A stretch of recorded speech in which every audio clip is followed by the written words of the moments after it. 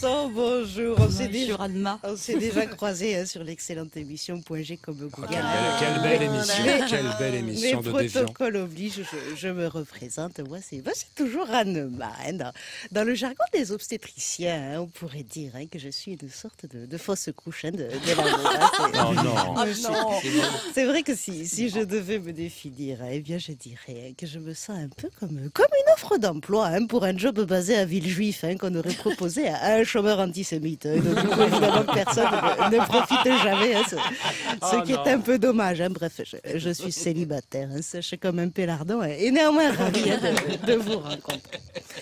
Et d'autant plus ravi que même si physiquement, du fait de ce petit côté ravi de la crèche que vous donne votre sourire immense et vos yeux aussi pétillants que désormais cernés, eh bien vous êtes du coup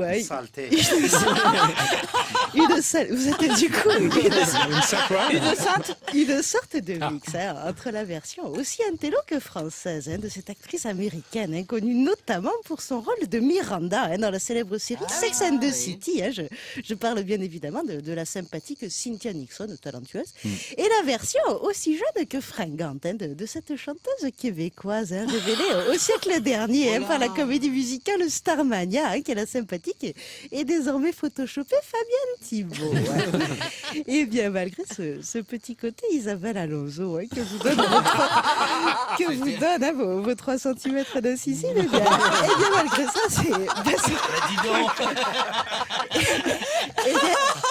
et bien malgré ça, c'est quand même pas tous les jours qu'on a la chance de pouvoir recevoir une gynécologue obstétricienne de talent qui en plus d'avoir abandonné toute vie sociale pour suivre des études de médecine pendant près de 15 ans, et bien n'a pas hésité au moment de sa spécialisation à renoncer au train de vie fastueux du chirurgien esthétique pour s'intéresser à la chirurgie réparatrice, mais du clitoris. Un intérêt pour le berlingot qui lorsqu'on s'appelle Buisson relève quasiment du pléonasme. Une spécialisation en tout cas sur cette zone de l'anatomie féminine et évidemment aussi fascinante qu'hélas atrophiée chez certaines femmes victimes comme moi de jachères prolongées, et qui nous a d'ailleurs poussé à tenter une série d'expériences inédites pour essayer non seulement de localiser mais aussi et surtout de prouver enfin à vos collègues masculins l'existence de cette sorte de triangle des Bermudes féminin qui est le fameux et mystérieux point G.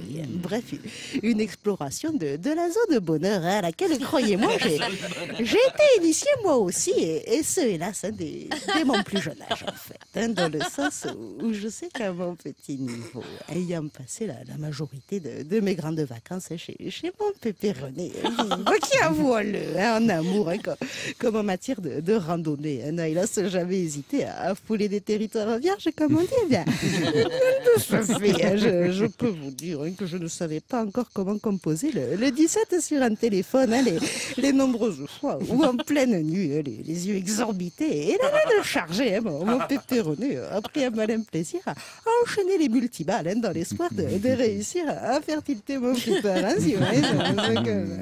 Pour ce petite confidence, un poil dégueulasse, j'en conviens, je vous abandonne. Je file de ce pas tenter ma chance à New York, où le procès du policier cannibale vient de commencer. Donc si comme moi, le gibier quasi faisandé de l'amour est en vous, un bonheur qu'une chose sur le bas, celui de pouvoir enfin passer la casserole, comme on dit, eh bien n'hésitez pas à m'y rejoindre.